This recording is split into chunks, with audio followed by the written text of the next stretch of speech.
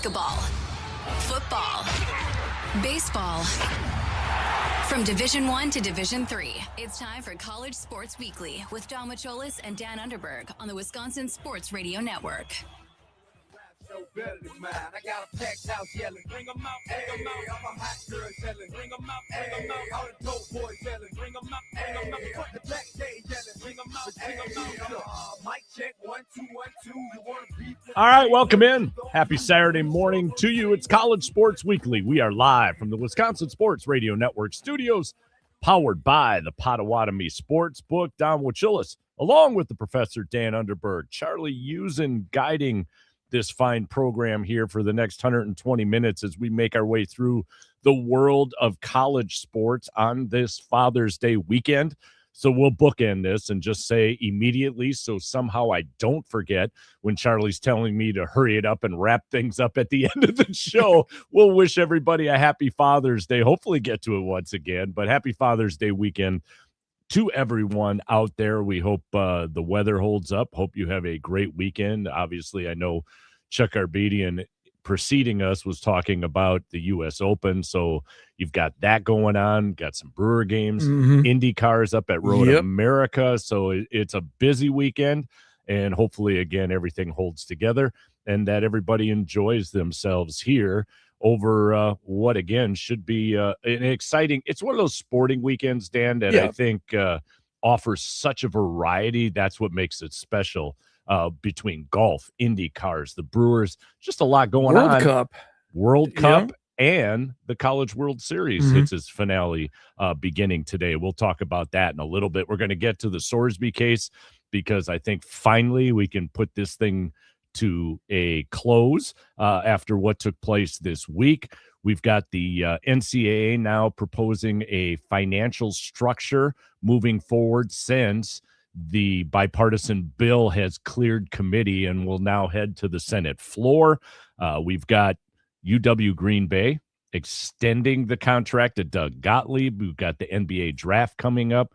Some players that we've been talking about during the college basketball season now getting ready to make that next step.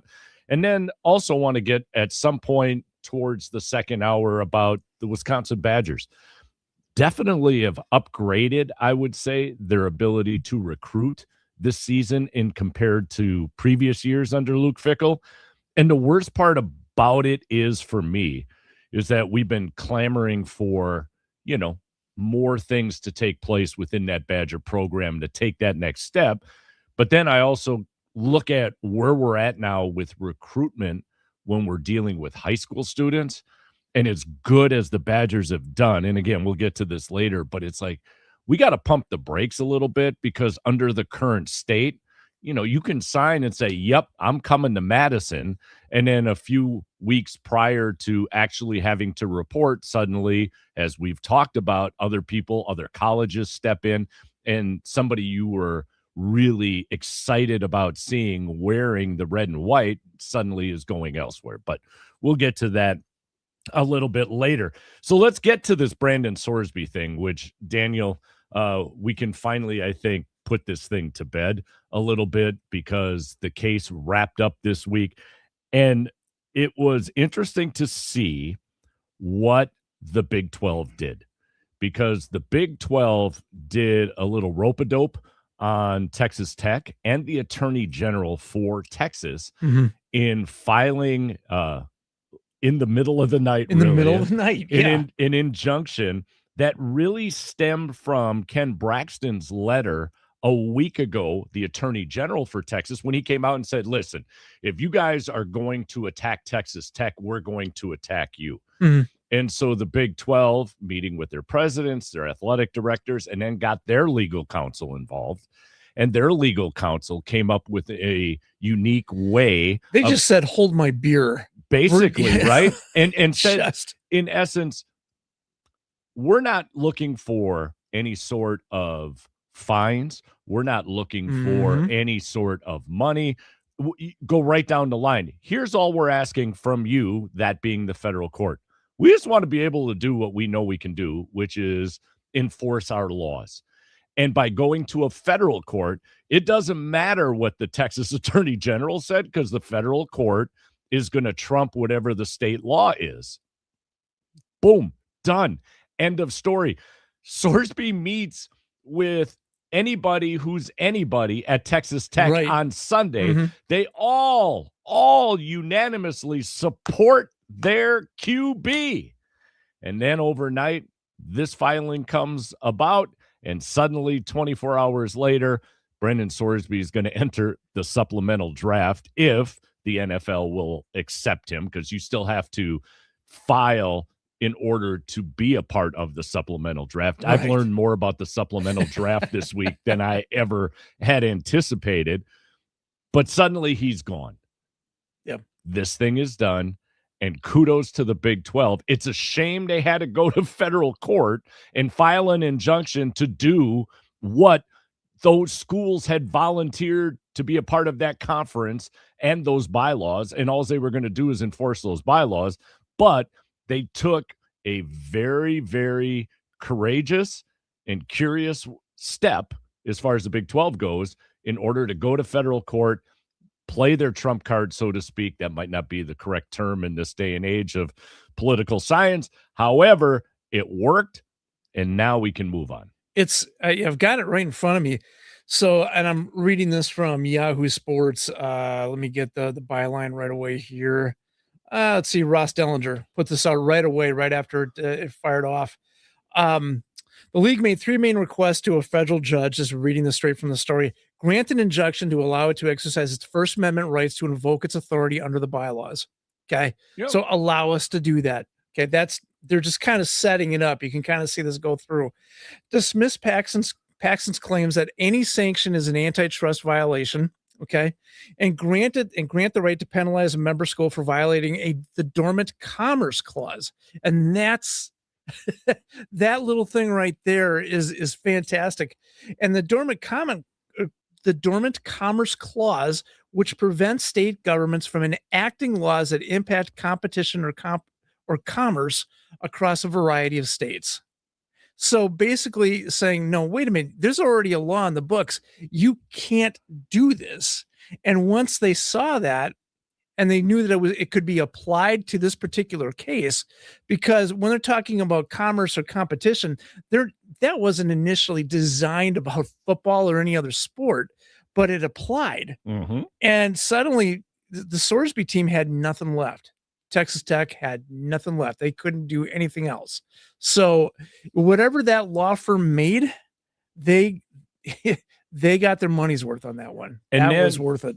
Charlie, you hear as the week goes on, others now stepping in, talking about a point that we did last week, is the fact that the reason behind Texas Tech and their sugar daddy pursuing Sorsby's ability to play is the fact that that young man got paid somewhere between $4 and $5 million and doesn't have to pay a dime back of what he's earned so far, which is roughly about like $2 million.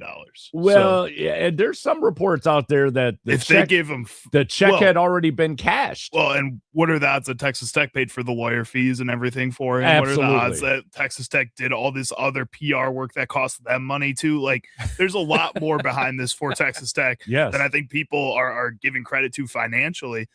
My big question with all of this, and I don't want to always, bash on the NCAA. Why weren't they the ones that went to a federal judge like immediately to get this over with? This seems like more than just a Big 12 issue. Why does the Big 12 have to do all this? Why doesn't the parent do the job for them? It's strange, I think, from the NCAA's part, only because of the fact that so many things that they've litigated lately haven't worked. Like, the NCAA gets taken to court more than any other institution in the United States, and they rarely win. So I'm wondering if it was easier to this point because of the bylaws set in stone by the Big 12 that foundationally they had a better jumping point than what we've seen from the NCAA. And the NCAA, one of the reasons why you've got so many players and conferences and everybody else going to district courts is because the NCAA says, here is our bylaw.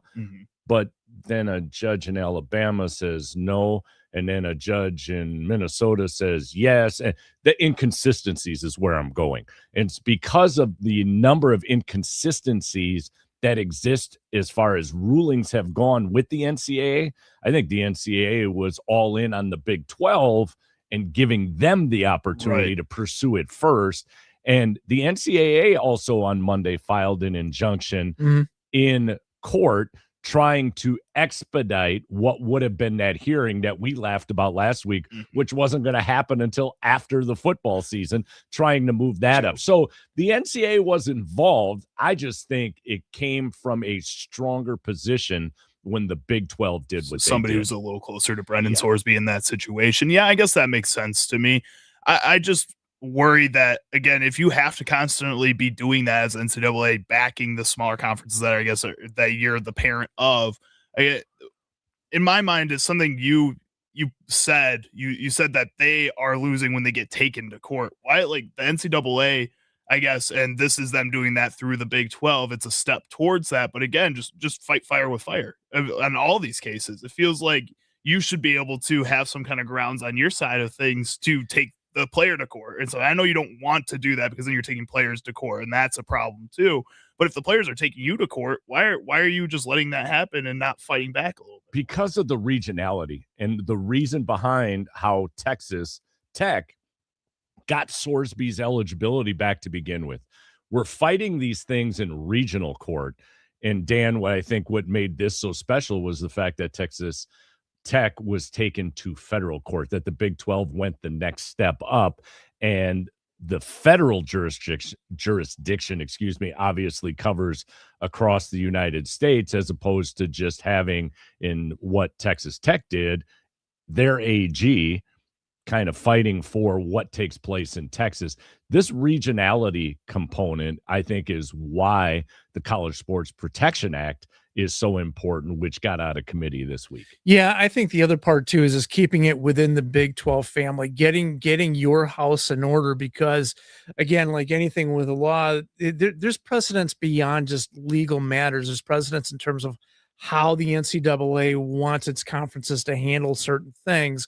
And in a case like this, I don't know that the NCAA wants, or maybe even can, just kind of arbitrarily walk in and fix the problem for the Big 12.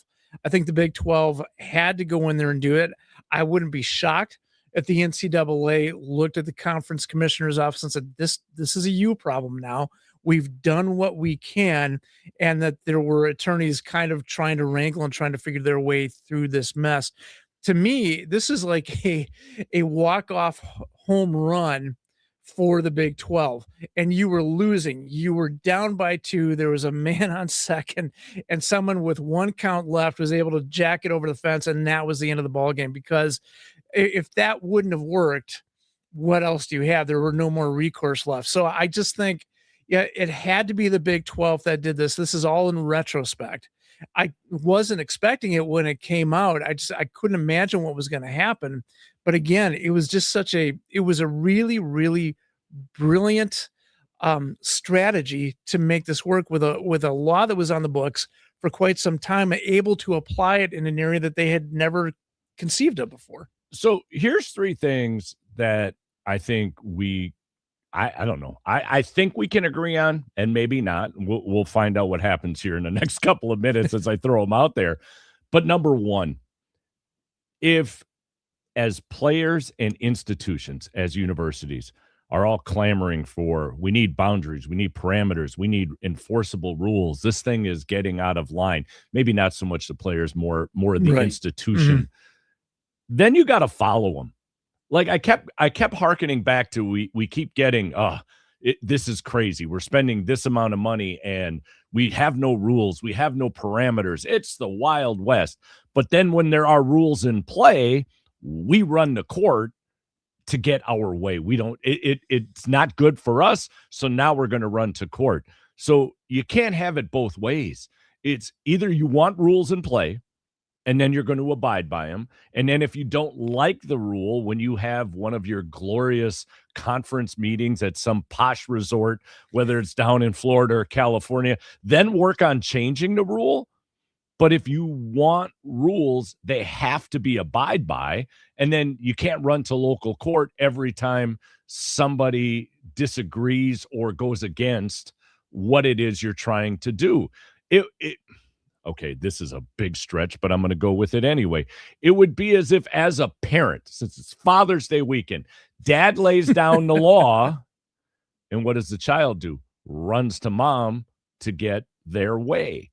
And sometimes mom abides, sometimes doesn't, but there's a parallel there. It's like you can't keep crying wolf and running to the state courts in order to get your way because you don't like the rule. And then 2 days later go, yeah, we need more rules. We need to fix what's happening within college sports. Well, then get your butt in line and follow what's already in play.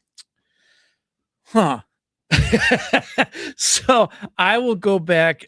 I will respond this way. Yes, we need people to abide by rules, but as soon as you have a particular asset, like a quarterback or a running back or a linebacker that you believe can get you closer to a national championship, rules don't matter anymore. Rules and that's any program that's out there, right? I mean, we're all about, walking into the room and saying, yeah, we're all united until you have an opportunity to break through that wall, to get into the upper echelon of conversations, in this case of college football. And you've got this individual that you believe can get you there, right? And you've already invested in this person. And now all of a sudden, oh, this individual is a victim because he can't play. We're going to play that card. I'm with you. I understand what you're saying. No, I do. It's that victim piece that gets played so frequently today that drives me absolutely nuts. Me too. Every time something, we're a victim. There's a reason I'm a victim. And So it's all good until we don't, like you said, we don't get what we want. Yeah. And so we can cry for more rules. Then ultimately you've got rules that are in conflict with each other at some point, when you've got these books and books and books of rules. And then eventually you get to this point where there will be lawyers. And I guess that snide, cynical part of me in my brain has just accepted now that the attorney that is on retainer for each and every athletic department that's out there is just as important as your athletic director, your head coach that's making millions, your program, because at some point that individual, he or she, is going to be engaged in something regarding a player to get them to play. Yeah. Sorry. That's just the world we live in now. It's gross and it's sticky. It's Chuck's out there somewhere. It's gooey. Yeah. But yeah, I hate it, but that's where we are. Go ahead, Charlie. Does this play out the same way in all 50 states? This whole situation with Brennan Sorsby, no. If that's the case in my mind, where it's not going to play out the same way, I guess I still have hope that you can still institute these rules. That this idea that yes, everybody can break the rules, everybody can go out there and just ignore what's being said, but that if you still have some people willing to back you as an organization in the NCAA or as a league, as the Big 12 or Big 10 or whatever, you can get somewhere. And I think as long as you can start enforcing those rules, we don't have to have, I guess, this doomer mentality of everybody's just going to break them. What do we do now? I guess. And Sparky tells me that all the time. I'm very glass half full, but at the same time, that there's some clear path, I think, that the NCAA can find through here, and that they can still institute rules, and that these leagues can still institute rules and listen to the NCAA, but they have to start soon and now, preferably. And you're putting the ownership on the conferences to follow the rules, and that's where I see the weaknesses in the argument there. It's like, again, whether it's the conference that wants to expand so we can get more money by way of the tournaments that are out there, or it's the particular university that wants to be able to get that one player or get that one exemption. I think you're asking the particular entities to remain accountable to themselves and accountable to each other when they know that the other person, the other university, will jump on the same bandwagon first and do it if they can. So I'm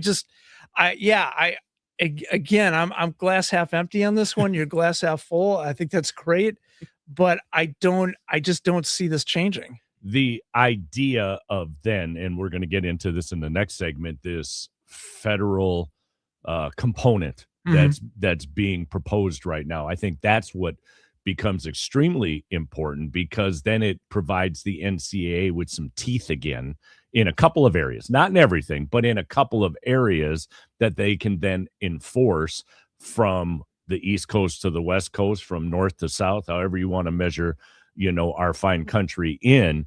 And that's what the NCAA needs right now, because right now, what we've seen out of the NCAA, what we've seen out of the college sports, what was it, the commission, whatever that they enacted in order to start policing these things, is they can't be a paper tiger.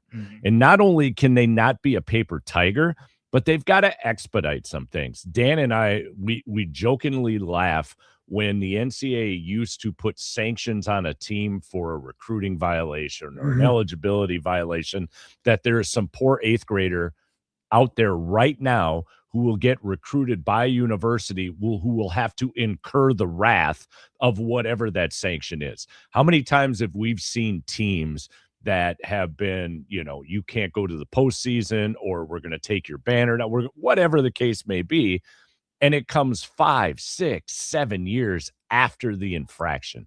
The NCAA has got to figure out a way to expedite some of this and do it in such a fashion that it provides them a bit of teeth and not necessarily them being a paper tiger.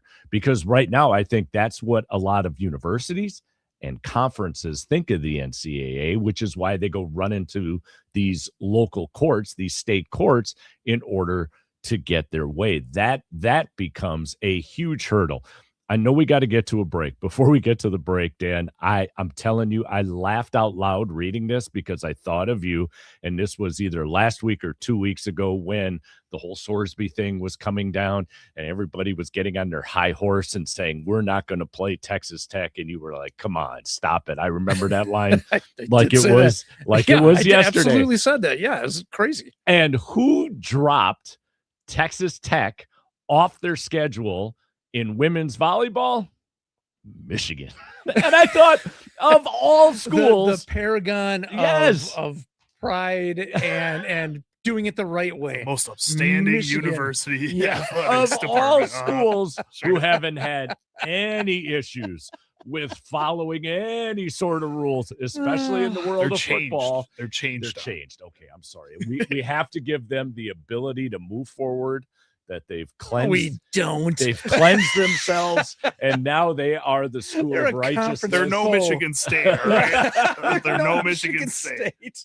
Just the thought that Michigan was going to take the high road. I was like, oh my gosh, I can't wait to talk to Dan about this one. All right, let's get to a break. On the other side of the break, as we've been talking about, there has been movement with that federal bill with regards to college sports. Also, the NCAA now has proposed a financial structure when it comes to all of this. So Dan, Charlie, and I will discuss after a break. It's College Sports Weekly. We're live from the Wisconsin Sports Radio Network studios, powered by the Potawatomi Sportsbook.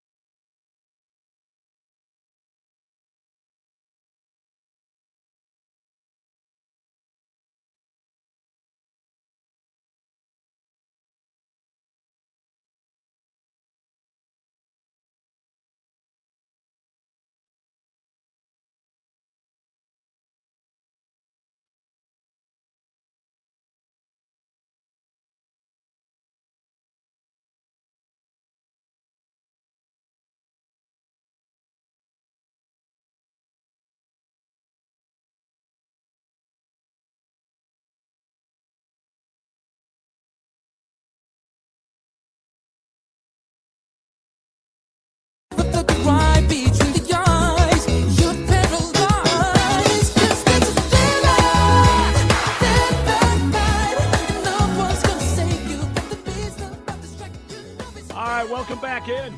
It's College Sports Weekly. We are live from the Wisconsin Sports Radio Network studios, as always, powered by the Potawatomi Sportsbook. So before we get into some more legislations type ideas that are happening in and around the world of college sports, let's put this out there, Dan, into the atmosphere, because if we might be able to speak it into existence. All right.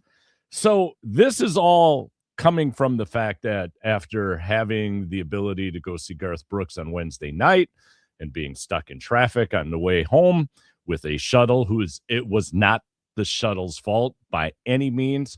It's our beloved state who decided that every major thoroughfare from one end of the state to the other could all be repaired at the same time, and nobody has a way to get anywhere they need to go. Our state color should be orange, just for the orange cones. Just take the W off the Badger helmet and put the barrel on. Yeah, there you go. Just put the barrel on that thing, a construction barrel. Good and go from idea. There. Alternate unis.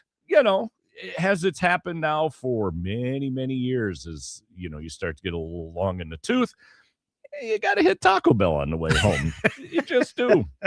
And I found myself this morning as I stopped to get the car cleaned up a little bit on my way in. I'm still vacuuming cheese, lettuce, tomato, somewhere in the crevices of the car. Just a snack for later. Well, it's preserved. Yeah, exactly. It hasn't changed any colors. That cheese in great shape right now. Yeah. But we need to put like a car wash right next to Taco Bell. So when you're done eating, you can just take it on through, clean your mess up, and call it a day. I think it's a great idea. And if you reach a certain level, like if you can give them a receipt for $32. Who would spend $32 at Taco Bell, Dan? I don't know what you're speaking of. But you get a free car wash and vacuum. Well, and this Elizabeth, Dan is exaggerating this story right now. Go ahead, Charlie. This may just be my mom or my girlfriend talking. You want to make sure you get that straight. Why don't you just wait till you get home to eat the Taco Bell, and then you don't No. Okay, this has gone off the rails. How many times, Charlie, after a night of partaking, have you gone to Taco Bell and waited till you got home? Never. Okay, all right. That's all I want to know. I'm also there you go. I did not want that's like you just push the crumbs away to the side a little bit until it gets too bad, and then you eventually got it. But you don't worry about it. Hey, sports fans, how much have you spent on individual Taco Bell orders? Why don't you text those in? Oh gosh, yeah. Hit the text line at 414-677-1250. Individual Taco Bell orders. This is not for a group. Not a problem. Not a problem until you get to 50. All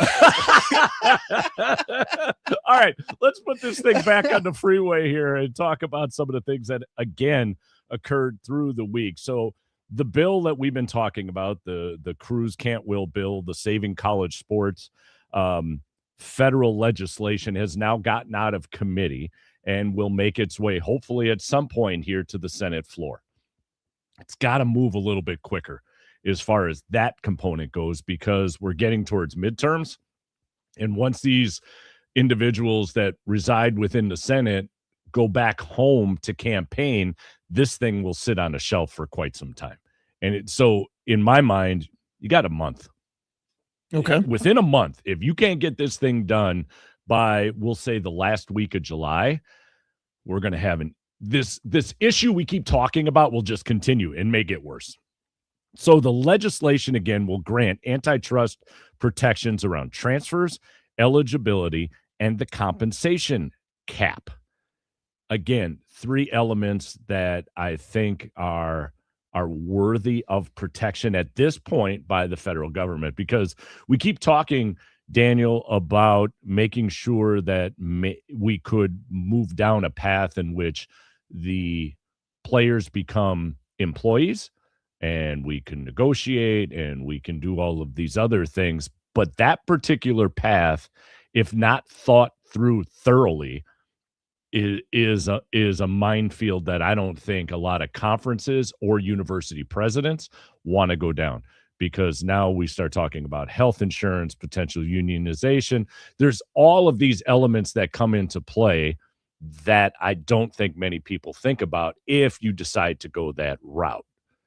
However, if we continue down the path that we're currently on, as we've been discussing, without the NCAA or now the various conferences having some teeth to what it is they want to do from a bylaw perspective, then we continue to have Sorsby-like cases. The thing that I find amazing in all of this, who's been quiet, Dan? The Big Ten and the SEC. We haven't heard much other than their opposition towards some of the elements within the bill. Because why? What are we going to lose, Dan? Go ahead. Money. Yes, Money, sir. money. Money Yeah. and power, Yeah, right? money and power. We Yep. possess money and Money power is right power. now, Yep. and we don't want to, I should say, give that up. No, we don't want to give that up. And I liked the joint statement because there's what they don't want to give up, money and power. But why are they in opposition to some of this? They just want to protect who, Don? Well, it's the student athlete. athlete, Daniel. Yeah, Come on. it's- We're it's- all about the It's their student best athlete. interest. Yeah, it's in their best interest. We're not seeing the things we've had these conversations. We have lobbied on behalf, and we have not seen the changes we want to have. Blah blah blah blah blah blah blah. And I look at this, and I think about this bill that could go through, and I'm still on the could team. I'm not convinced it's going to make its way through. Okay. But if this goes through and the Big Ten and the SEC are not on board, you are just pushing them one step closer to the edge of the plank where they decide to leave NCAA and do different things with it. Because I think at some point, if they see any type of bill that goes across becomes a law where it's restrictive for them, that's when the conversations get serious between those two conferences about what do we do next. If the bill, though, does go through and prohibits said unsaid Super League, that would be an interesting study from a law perspective of what they would then claim to be, if not a Super League affiliated with college football. Yeah, and then you go into what can the federal government do this? In other words, what I'm saying is there will be lawyers. Not my Always, term. yes. There will be lawyers. We'll be right back where we started a little bit. There will be an injunction saying we cannot have this go into the books right now. There's still too much. This is just making things worse the longer this goes on, in terms of, you've got two conferences that probably should be a super league, that are two super leagues right now that could add some other things in there. It's just going to change the nature of college sports, but we are on that road. We are on that path. And the federal government is putting all of our favorite iconic orange cones right in the middle, trying to divert, trying to change, trying to slow it down. At some point, in my opinion, it doesn't matter, because these two conferences know they are the money. They know they are the power. They want to have that reflected not only in the books, but what it is that they do, what it is they provide through their athletes, through the content. And ultimately, they're going to find a way to do it. I look at this bill in trying to cover so much, and I've heard others debate, did they try to tackle too much? Well, if they went in and said, let's just tackle eligibility, there'd be another group of people that'd be screaming, why are you only trying to tackle that? Why aren't you addressing all of the other things that are taking place? To me, Charlie, if we could address out of this, if only two things come out of this bill once it makes its way to a vote, if we can address eligibility, 5 years done, that's it. Now, I'll put a caveat to that because I know it's another component, and get rid of the whole pro athlete thing. If you played pro ball in Europe, sorry. That I understand that's the system. Then keep playing within that system until you have the ability to get drafted. And after the eligibility thing, it's the transfer rule. You get one chance to transfer. And I get it. There's the caveat if your coach gets fired. And I have issues as soon as you start putting the subheadings underneath, right? Mhm. Well, if you have this, then if you have, well, suddenly what happens is, we've always talked about, Dan, the NCAA's got rules, and then you've got 17 million pages of subsidiary stuff, bylaws that challenge what the initial rule was. So give me 5 years of eligibility, give me one transfer, That's it. I'm good. To me, that will be a success because it begins the process of starting to rein in some of the mess that we got going on right now. Yeah, and I think you also have to, I guess, reword these types of things to get it so that you find ways to favor the players in some degree. So saying you only get one transfer portal move, say we're going to give you 2-year contracts now. You get a base 2-year contract with a base salary for your position or for the sport, and that's how we're going to roll because then you have security with what you got. You have the right amount of money. You know what kind of money you're going to get. We're going to make this really easy for your agent, for you to go through this. So you have to find these ways to reword some of this stuff.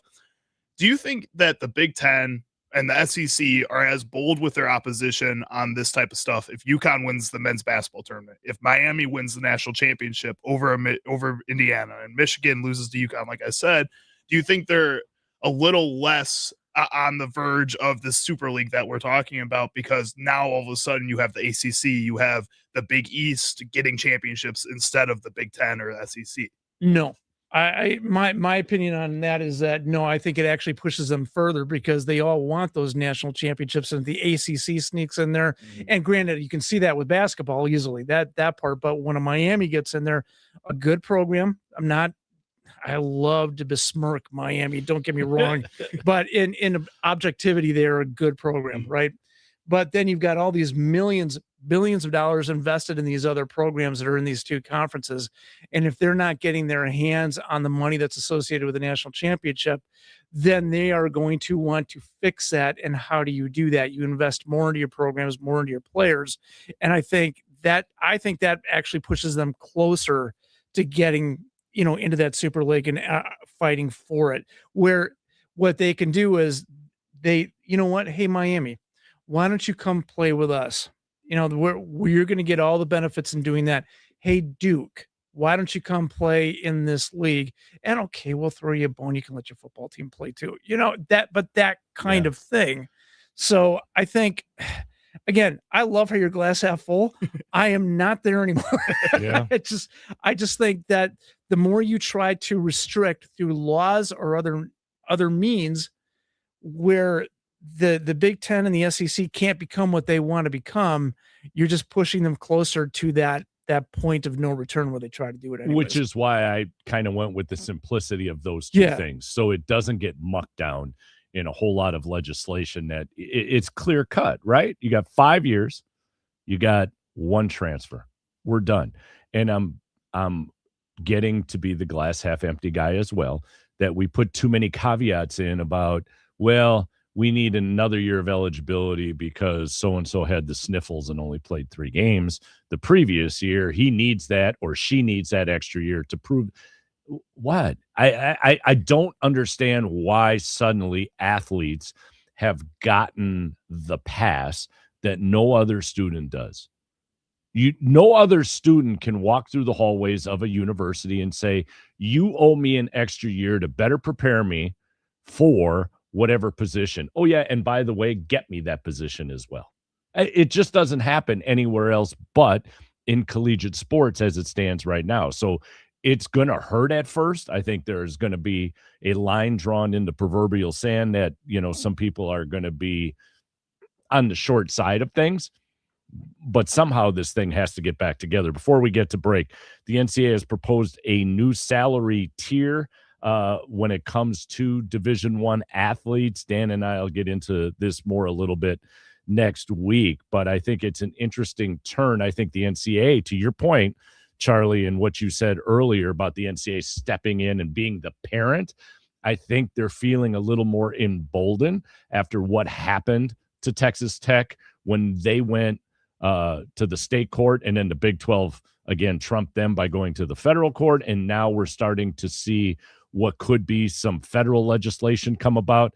I think the NCAA now is starting to feel like they might be able to not be that paper tiger that I was talking about. So it's something to keep an eye on, and we will definitely do that. All right. As we get back after break, we've got some headlines to get to as we make our way to the top of the hour. It's College Sports Weekly. We're live from the Wisconsin Sports Radio Network studios, powered by the Potawatomi Sportsbook.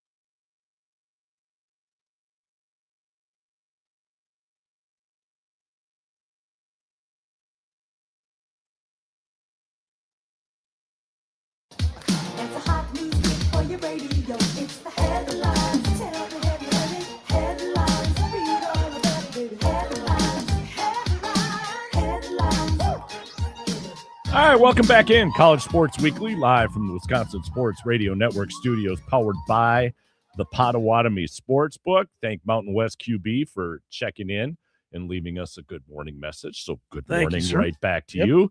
And then Ron sent us a very prolific message regarding college sports that I will claim his wife wrote. I'm going to claim Liz wrote that. But yeah, we appreciate Ron always listening in. Ron wrote, college sports is in a death spiral. All pro sports need to establish farm systems that sign the most talented kids right out of high school. College sports needs to concentrate on education, not making money from their sports programs. Ron went glass half full. I'll clean it up and I'll say it that way, and then we'll move on from there. So our thanks to those guys for messaging the program here this morning. Couple of things I want to get to here before we get to the top of the hour and the break. One is the fact that there is the potential that we could see Duke, Michigan State being played in December at the Marlins Stadium down in Miami. Why is that relevant here? With all of the upgrades that American Family Field is seeing, I think if you see success in a Duke, Michigan State-like game in December down in Miami in a baseball stadium, I think that is something to watch to see if the Brewers, I'll say it that way, can lure some college basketball into American Family Field. We saw it not that long ago between Wisconsin and Stanford, and I thought it was an incredible success when they HVAC, and that's an inside joke for Dan and I, when they HVAC that place and they pump some heat into there. I don't think Milwaukee gets a Final Four, but I could see Milwaukee getting a Sweet 16 Elite 8 that could be held at American Family Field. Yeah, I could too. I mean, it's going to be an interesting test that I think a lot of indoor stadiums are going to watch and pay attention to. Right. And look at that. I will say this. I will go on record and I say I hate the idea that these two teams, these two seminal teams, are going to be playing in a baseball stadium for this game. If Michigan's going to play Duke and let's say it's a home and home contract, Yeah. I want those teams at Cameron. I want them at. I think you lose a little something a little bit. I'm with you on that. I love the fact though that we get two seminal opponents playing each other in December to put eyes into the world of college basketball. Real quick as we make our way to the top of the hour, Doug Gottlieb getting a 4-year extension at the University of Wisconsin Green Bay that will set him up through 2031. And that all parlaying after the turnaround that he had last season with the Phoenix. So congratulations to Doug. All right, top of the hour. When we come back, we get into some Badger talk, the upcoming NBA draft, a whole bunch of stuff. It's College Sports Weekly. We're live from the Wisconsin Sports Radio Network studios, powered by the Potawatomi Sportsbook.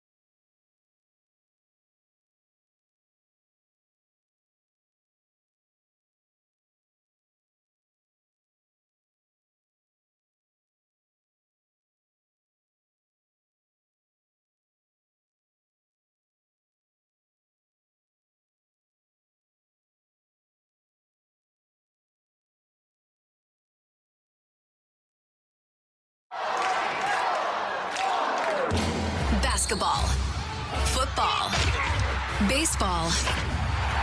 From Division 1 to Division 3, it's time for College Sports Weekly with Dom Macholis and Dan Underberg on the Wisconsin Sports Radio Network.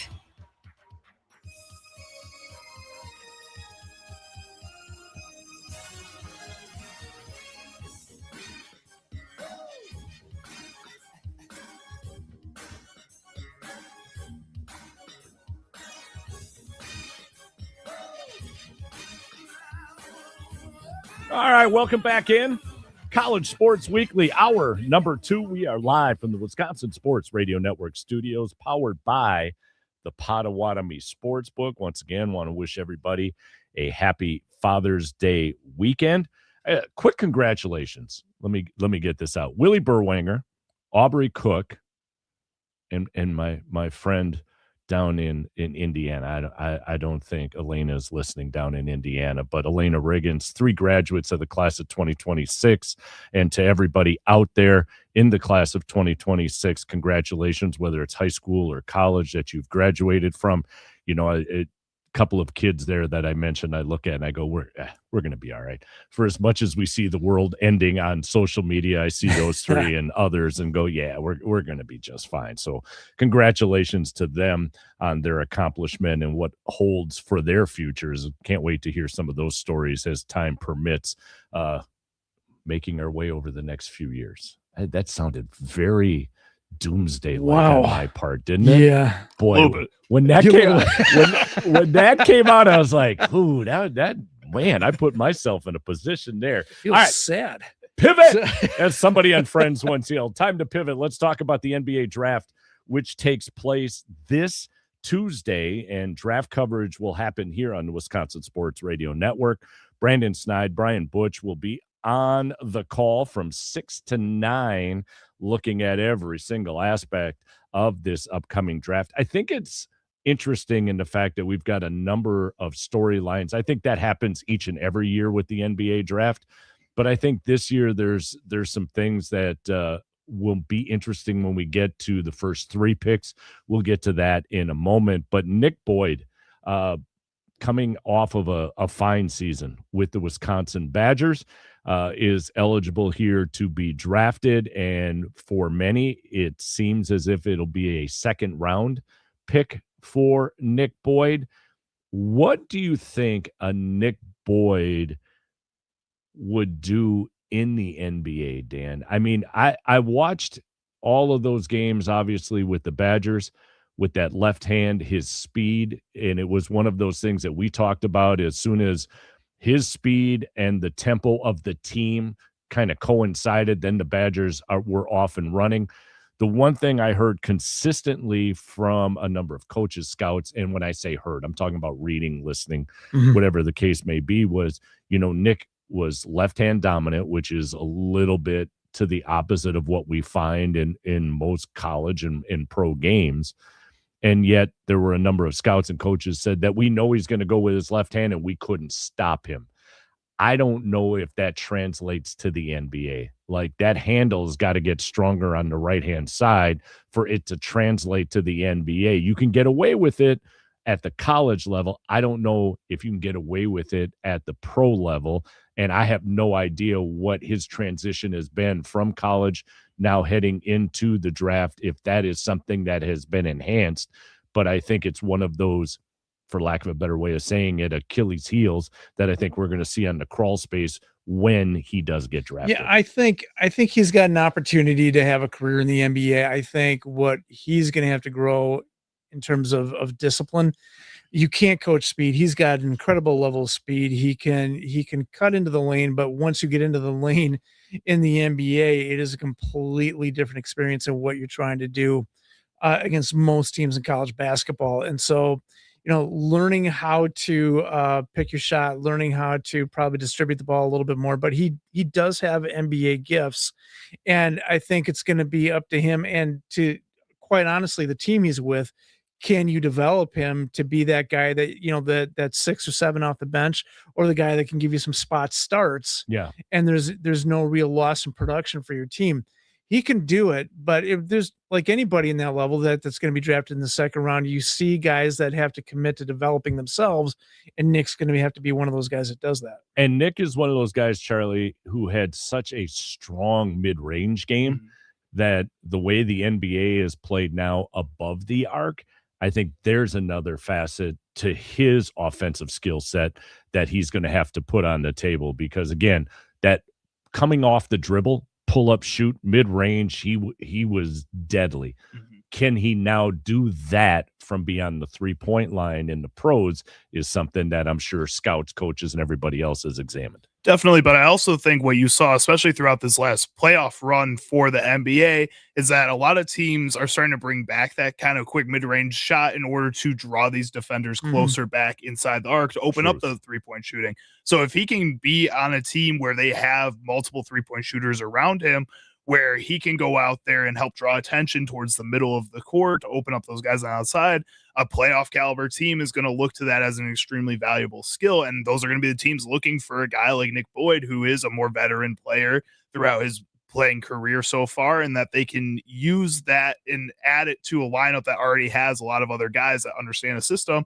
And you would probably expect that to be a well-coached team as well, which, like we talked about, is going to be extremely necessary for Boyd to continue to grow as a player. What's been fun, Dan, is to watch players coming out of the Badger program, transfer or not. I mean, that's just the state of what college basketball is, and being thought of as draft picks. If I'm saying that correctly, because, you know, for years, what did we think of? We just thought Wisconsin was slow things down, ground and pound. You know, the Brian Butches of the world who were playing off the block had more success because of how the style of offense was set up. Now, it propelled some of those guys like Brian Butch, Frank Kaminsky, those names into the NBA or professional basketball. But now with the way Greg Gard has adapted his style into that up and down, almost like it reminds me of the old Lakers Showtime stuff a little bit of the 80s when you had Magic Johnson running the show. You have a Nick Boyd who maybe not with all of the same perennial skill sets that a Magic Johnson had, but I'm getting at the transition, the pace of play. It's just fun, I think, as a Badger fan, as a state of Wisconsin college basketball fan, to see some of these guys now thought so highly of and having a chance to take their game to the next level. Yeah, and you look at it from the perspective, too, of how hard it is to get an NBA contract, and how these teams are looking internationally to have, even if you're a second-round pick, and I say that in jest because even if, to be one of the top 60 players going into the world's greatest basketball league really, really says something about how good you are and what a team thinks of you. And so being able to maneuver yourself in a way, Wisconsin being able to maneuver itself in a way that the past few drafts have had a Badger get into that. Yeah, it says a lot for the talent that they are able to recruit, again, transfer or not, that want to come in there and play. But then it also says a lot about the program. Hey, I can come in here and I can blossom and I can show people what I can do. And you've seen that the past 3 years in a row now. And it all depends, Charlie, where you land. I mean, we look at a Nick Boyd, talk about skills on the positive end, talk about some of the deficiencies, but let's face it, it depends where you go. There are teams within the NBA that if you are drafted to, on one hand, you've got to be excited. To your point, Dan, I'm one of the, or thought to be one of the 60 best in the world. That's why they took me. And then in the next breath, you got to be going, seriously? This is where I'm going? Because there are certain teams now that I think this is over dramatic, but they're death sentences. There's nowhere to grow. You're not being developed. Why are the Brewers so good? Why do I think people that are coming out of high school or maybe college would love to be in the Brewer organization? We develop, and there's a pathway to the majors. I think in the NBA, you've got some teams that don't do a great job in developing, and because of it, your skill set gets hampered.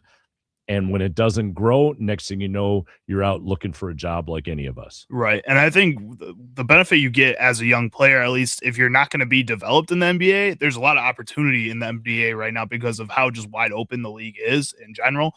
you have a lot of really young teams that have a lot of really young players that are going to make mistakes. And if you can be the guy on the other side of things doing the right things, you're going to get opportunities while those other young guys make mistakes. I think that's huge, again, for Nick Boyd, who's had the college experience so far, to come in and be able to use that in order to take advantage of those opportunities.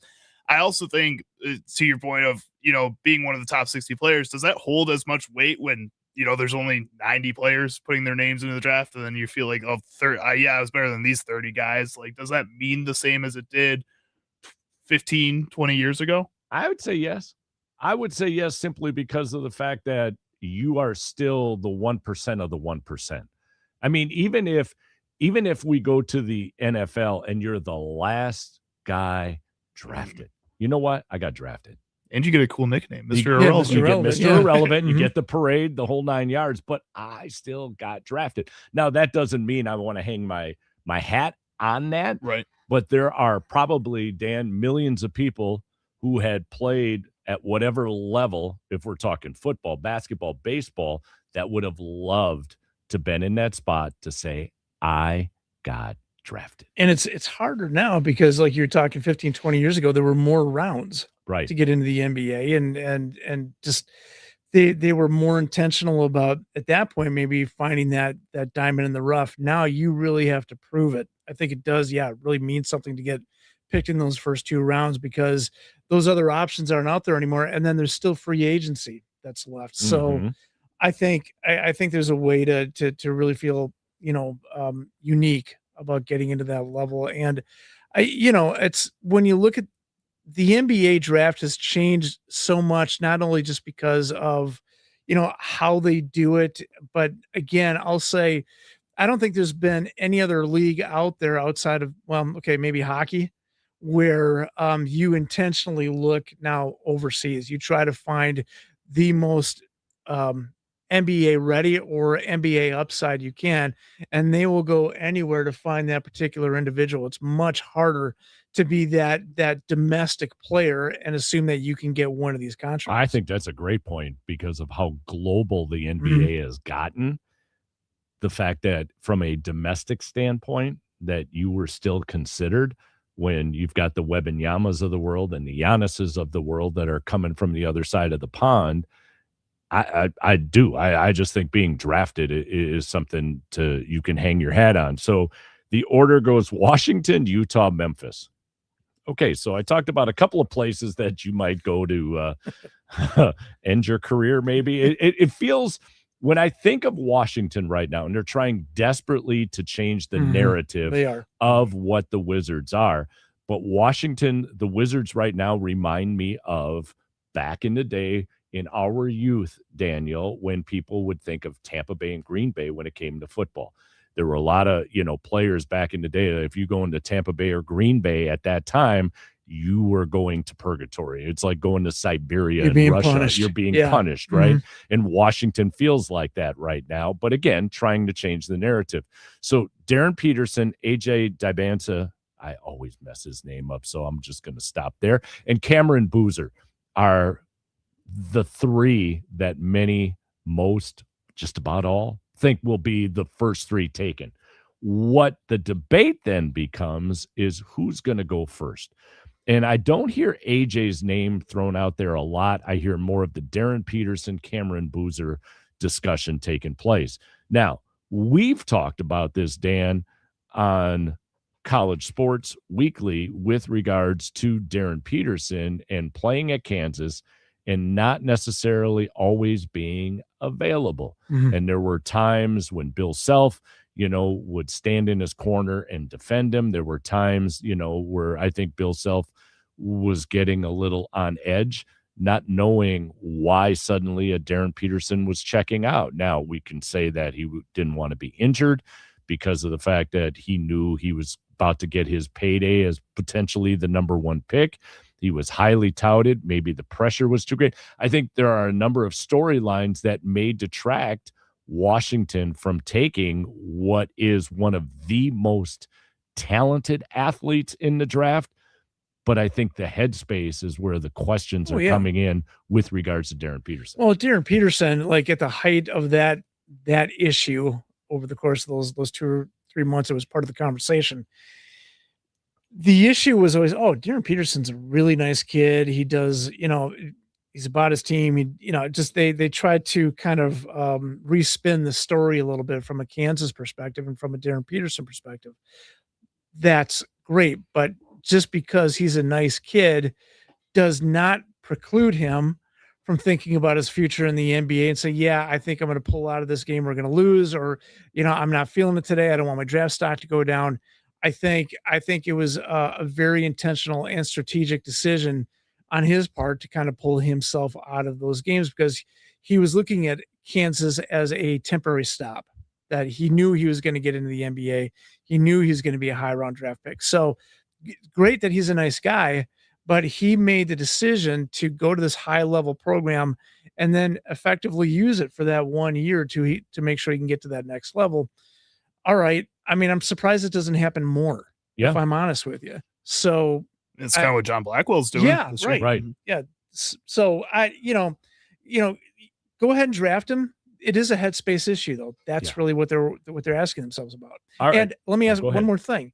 When it gets into that second contract time where he thinks he's going to go free agent, does he start to do it again, especially if his team is not performing the way he wants them to? He's already done it once. It's easier when you do it the second time. Well, and those are the storylines that I think, we're going to hear quite a bit about come Tuesday when the draft takes place. So with that, if you had Peterson, AJ, Cameron, Boozer, I'll start with you, Charlie. Which of those three, because those, again, are considered to be the top three players going in. There are, as far as I can find, no NBA analysts who think it will be anybody else, but those three in the top three, the order is where the debate comes in. Right. Who would you, if you were GM of the Wizards, take coming out of college to be that number one pick? I think point guard is a little misguided in my mind, especially if you do want to find a way to keep Trae Young around on this team. I know he declines his player option, but they're planning on this 3-year deal that he's eventually going to sign, apparently. And if that's going to be the option, you can't really add another guy like Darren Peterson, in my mind, that's going to go out there and play not minimal defense like Trae Young plays, but defense that's not worthy of having him in the backcourt with another guy that doesn't play defense at all. I think in my mind, also, I'm somebody who values defense a lot in basketball. I loved when the Bucks traded for Drew Holiday, and I called it a huge problem when they traded him away again after that. I think that Cam Boozer probably has the highest defensive upside out of those three guys, and I think that what he's shown so far in his career is that he can be a Swiss Army knife with a really high upside in almost every category of the court. Problem is he's just not there yet. I don't know if I'd go with that.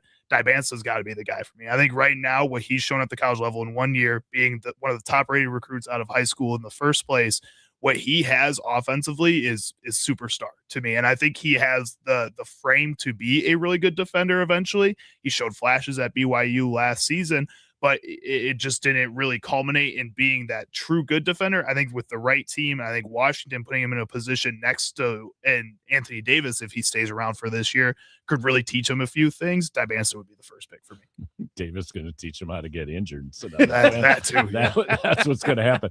Dan, who would you take? Boy, I'm kind of on the same thinking as Charlie is, just because of the frame and the offensive skill set that he has. He's, 25.5. What concerns me is that, it's BYU. They're not going against the toughest competition. If I had to choose, it's kind of a 1A Dibansa, a 1B, Cam Boozer, and doing that because you've seen this program kick out 2 first-round draft picks last year that have played exceptionally well.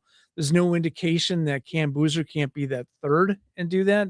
And, Darren Peterson, I guess he would be my third pick. Yeah. But you just don't know. Again, that goes back into the headspace again and how he sees himself, that role, and when does he want to commit to playing and being a professional. So it's always interesting because all of those guys that make it to that level of Division I basketball were the guy coming out of high school, right? And trying to then regain, maybe, I don't want to call it the work ethic, but just the grind to maintain it, when in many cases I would probably assume they didn't have to grind that tough. They were just head and shoulders above everybody until they got to whatever the next level is. And so that headspace component with Darren Peterson would be something that would certainly for me draw some question marks. And I would, for whatever it's worth, I'd go with Cameron Boozer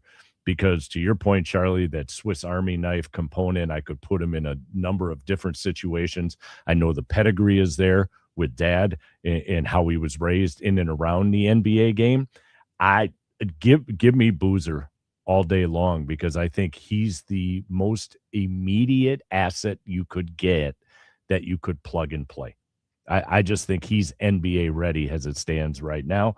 And AJ, yeah, the right fit because his offensive skill set is so good. And again, back to the headspace with Darren, I'm not necessarily thinking that would be somebody I would risk, but I can see Memphis at the right 3. coach. With the right coach, it changes that headspace. It does. You're right. You're It right. does. And I think that change to go back to being the new guy, like we were talking about, like Dan was bringing up there. If you have the right coach behind that, and I think Memphis has an all right system behind them. They seem to find the right coaches. Again, they just move on from those coaches really fast, don't really give them the opportunities. I think that's probably the best spot for them, especially if they're going to move on from Ja Morant. Like there's an open opportunity for you to restart there and be a guy right away while also in the right spot to learn. Well, Yeah. that becomes a key element as well. I mean, we can focus in on the coach. It's also the guys that you're sharing the locker room with and what perspective they're bringing. I mean, I was being a bit sarcastic with Anthony Davis. Anthony Davis, when healthy, is a premier NBA player. Problem is, my friend can't stay healthy, and that becomes an issue. And then what happens when got guys on injured reserve? And there's so many other tentacles that come into play in building a team than just the coach. It's also the surrounding cast. So we'll have to wait and see. Again, Brandon Snide, Brian Butch we'll say on the call Tuesday night from 6 to 9. They'll have the NBA draft coverage here on the Wisconsin Sports Radio Network. We'll take a break. When we come back, let's talk about some recruiting news with regards to the Badger football program, also the College World Series. We're down to the finals. First pitch today, coming this afternoon. We'll touch upon that as we get ready to close up hour number 2. It's College Sports Weekly. We're live from the Wisconsin Sports Radio Network studios, powered by the Potawatomi Sportsbook.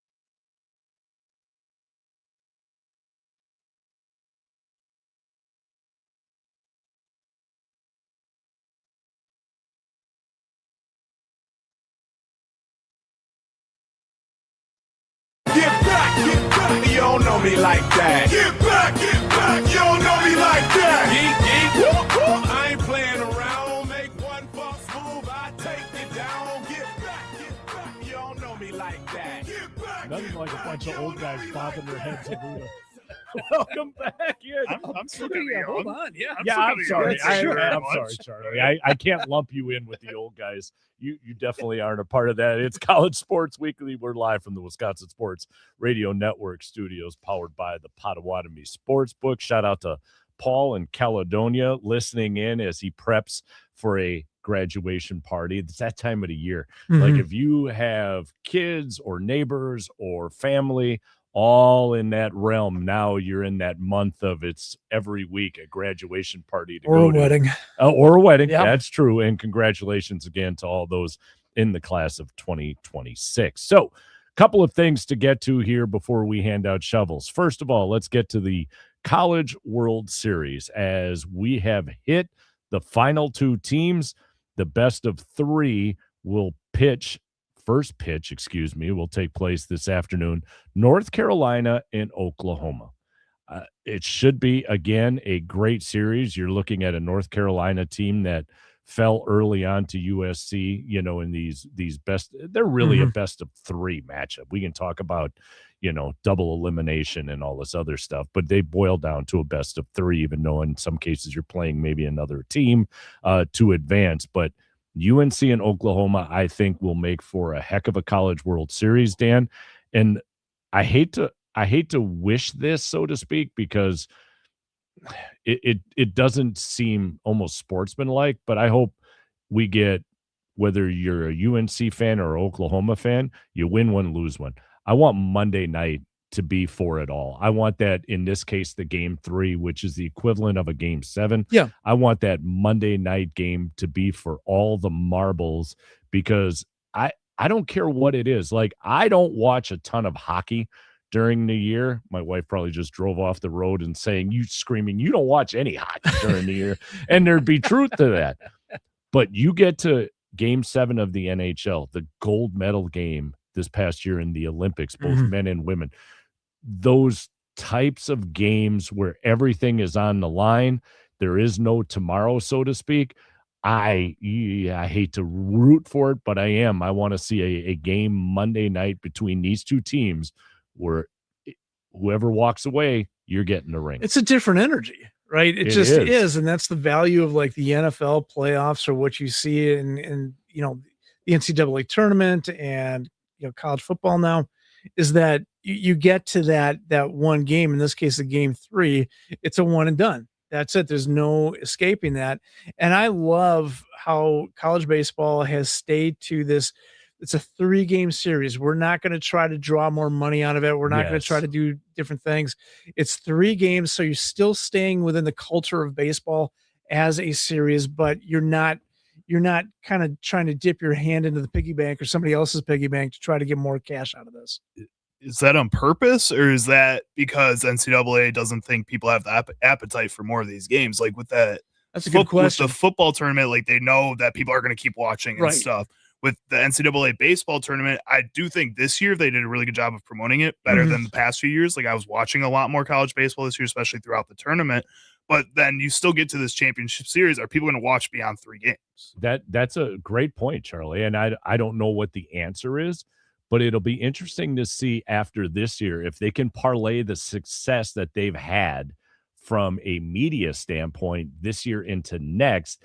Then, Dan, we might suddenly see a best of 5. I don't know how I don't know how that changes, because you've gone double elimination the whole way through.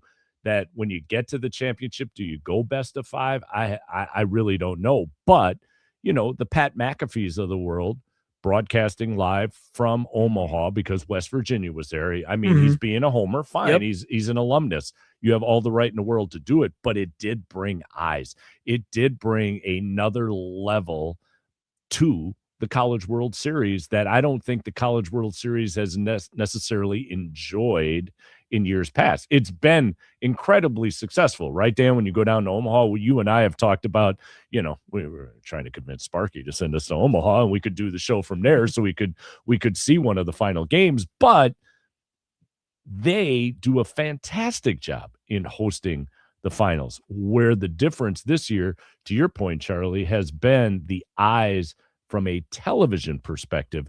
The numbers, I think, are going to be significantly higher than what we've seen in the past. Well, hopefully they don't fall into that greed trap that, so many other sports are falling into. And one thing I like about the College Baseball World Series, you're not playing basketball in a football stadium. You're not playing college baseball in a professional stadium. It is roughly a 25,000 seat stadium that can be full, that you feel the energy of the opposing fan bases.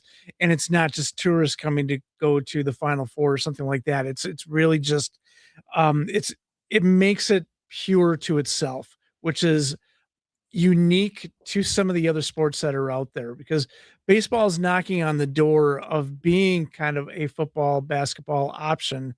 And I think eventually it can get there, but I still kind of like that it's not. It really is for baseball fans wanting to enjoy this. And you feel like you're close to the game. You feel like you're in a stadium that was designed, which it has been, for this particular game. It's awesome. And college baseball can't screw this up from this standpoint. I think just about everybody believes that come December 1, there's going to be a lockout in Major League Baseball, because the sides right now, and again, there's a long way to go before we get to December 1st, but the separation right now between the two sides at the bargaining table is immense. We could find ourselves getting into April and May, and the only baseball we get is college baseball.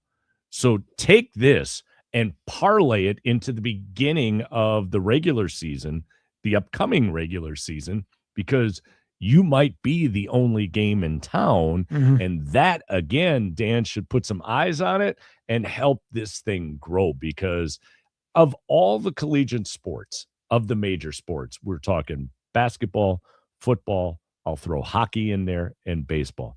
I think baseball has been behind the eight ball a little bit when it comes to the perception or the viewership on the national level than those other three of the big four. Yeah, I think so, because and there's some truth to that, guys, because if you watch College World Series game, they're playing with the aluminum bats, and if you've never been down there before and you're thinking, oh, this is going to be an incredibly high level, and it is, but then you're used to watching professional baseball, and you see the differences of the way a play is completed, and you see the likelihood of more errors, and you see those things, and you realize what it means to get to AAA, and then what it means to get to Major League Baseball. So they are in kind of that place where there's a significant difference, where if you watch football and you watch basketball, you see guys that are going to make that jump right away, and some of them are going to be successful.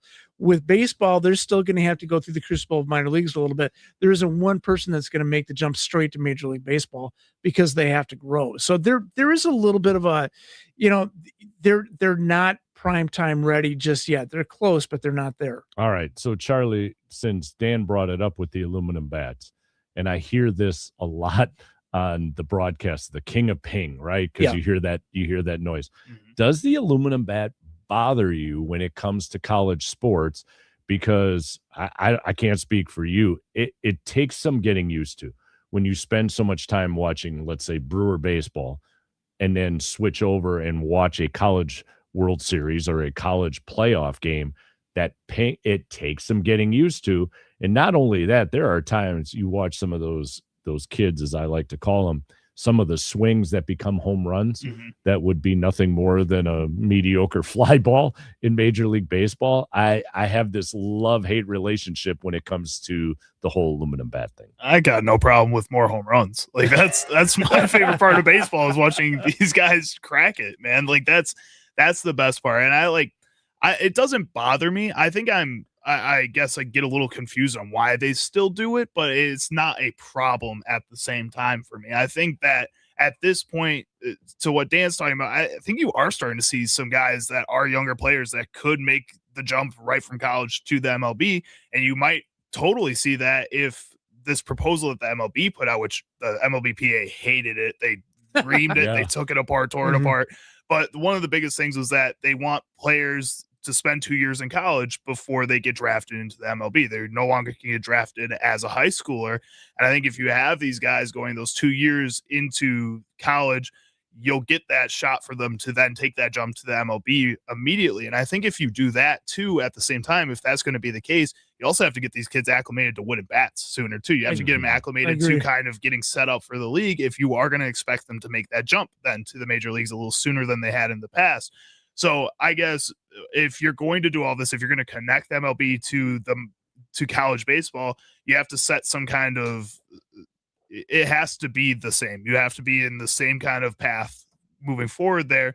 So yes, it doesn't bother me, but I can see why it's just weird and why it has to change if you're going to change the system. Now, you bring up an interesting point. I wasn't even going to go down this path, but I'll do it anyhow, in the fact that what we've seen in Major League Baseball is a number of minor league teams fold, that the pros are not necessarily carrying the number of single A, rookie ball, double A, triple A teams that they had in the past.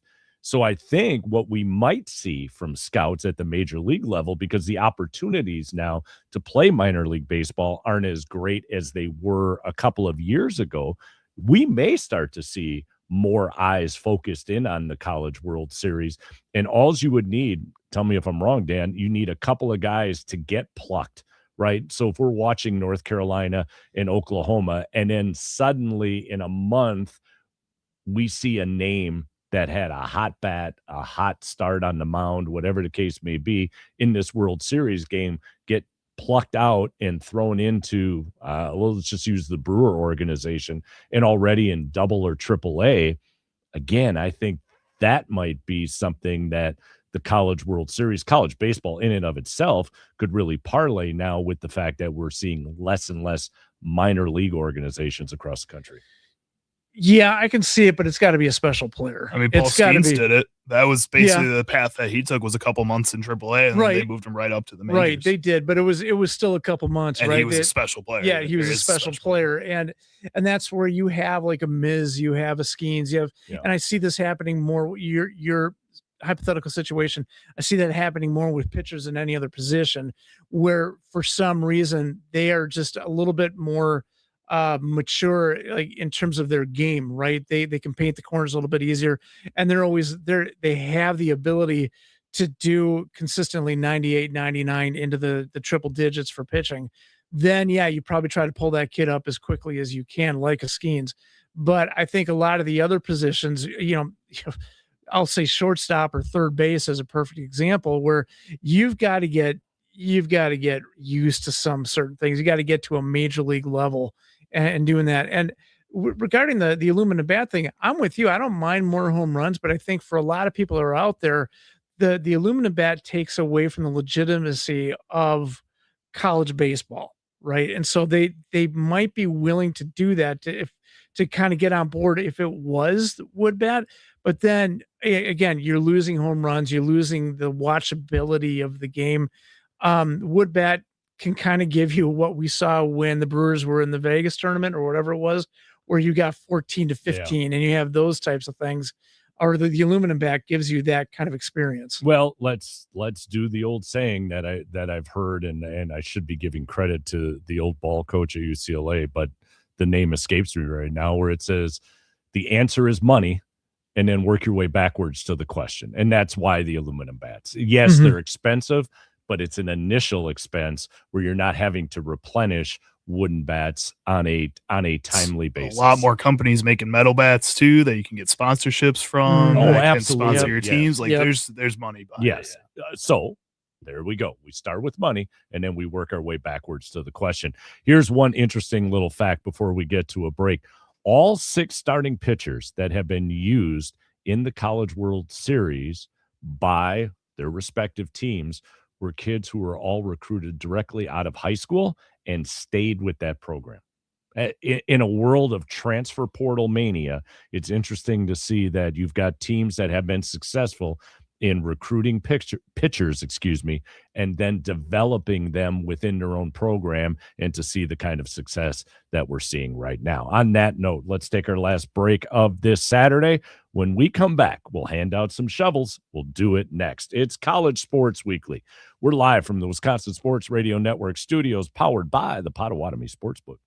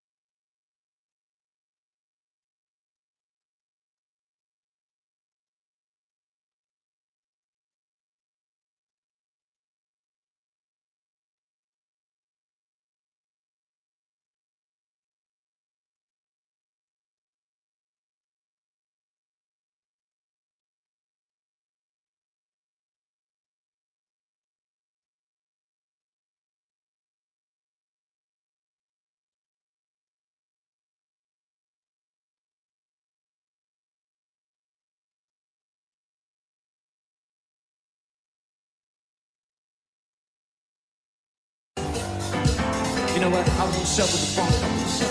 I want to shovel the funk. I want to shovel the funk. I feel like shovel the funk. I got to shovel the funk. You want to shovel the funk? Do you want to shovel the funk? Then go ahead. Go. One last time, welcome in College Sports Weekly, live from the Wisconsin Sports Radio Network studios, powered by the Potawatomi Sportsbook. Thanks to everybody in Green Bay and 40 AM. In Wausau, 93.9 The Game. Here in Milwaukee, 1250 AM, 105.7 FM The Fan. And in Duluth Superior at 710 The Game. All right, boys, let's hand out some shovels. Professor, I start with you, my friend. I start with a very special PSA shovel to everybody. Another one, happy Father's Day. Happy Father's Day to my dad. Thank you for everything you've done. But for all the fathers and sons that are going to spend time on the golf course, which and this Father's Day is typically one of the busiest days on the golf course. Everybody just relax. You're not going to set a course record tomorrow. The person in front of you is going too slow. The group behind you is going too fast. Just breathe. And if the golf cart girl doesn't have your special Coke or your grape Gatorade or whatever it is, your day is not going to go to hell. Just take a deep breath and just enjoy the time that you're out there with your family on the golf course, and you can go back to being a jerk. I was going to use other words the next day, but tomorrow, just take a deep breath and be appreciative of the people that are out there serving you so you can enjoy Father's Day on a golf course. 6 hour round. It's a given. It's Father's Day. It's a 6 just hour take round. a deep breath. Charlie. My shovel is going to go to the agent of Brendan Sorsby, Ron Slavin, who was on 105.3 The Game down there in Dallas. He went out there and he did his best to spin this every way possible that doesn't blame Brendan Sorsby. It was awesome. He answered so many questions that were talking about how Brendan Sorsby is clearly the victim here, like we talked about before, and like he's got a problem in these schools, and that we were talking about in the break here before that Cincinnati should have done more. Like Texas Tech, how could they be at fault here? This is all Cincinnati's fault. Like, let's go talk to them. It was really a masterclass in just spin, dude. It was awesome. It was crazy. We got to get that. Play that on the 4th of July weekend. Exactly. The best of. I love the fact that we might have a best of. All right. Mine is something I mentioned earlier. I give it to the University of Michigan, who in their world decided not in women's volleyball to play Texas Tech because they took the moral high road. Yes. Because Michigan is Michigan. And how could we play a school that allowed the Sorsby situation to grow in the fashion that it did? John Harbaugh, Defense Gate. But no. But they took the high road, Daniel. Yes, they did. We're Michigan. We're Michigan. Yeah. We're so proud of ourselves over there in Michigan that we just took the high road and canceled. I get extra shovels. Shout out KK Harvey, first overall pick in the PWHL draft, along with all the other Badgers that were drafted in the PWHL draft. 3 of them in the top 5 picks. Pretty crazy. Wow, that is awesome. That's professional women's hockey league right. For yes, somebody driving down the road going eyes on the road. It's okay. Professional women's hockey league. No, good extra shovel there because it's certainly well deserved. We'll talk about the Badgers more next week as far as recruiting goes, because I'll preface it this way, as we've only got a minute or so left. Had a great year with regards to recruitment, but again, pump the brakes. The way the system is, it's not like what it was. If it was the old system, throw the parade now, because I think Luke Fickell's done a fantastic job. The problem right now is the system, and can you hold those kids for a significant period of time? Not even just to get them into the university, but can you hold them for a significant period of time? All right, time for us to get up out of here. For the Professor, Dan Underberg, our producer, Charlie Usen, I'm Don Wachillis. As always, we appreciate you taking some time out of your Saturday to join us. We're back next week in 6 in 22. Have a great weekend, everybody.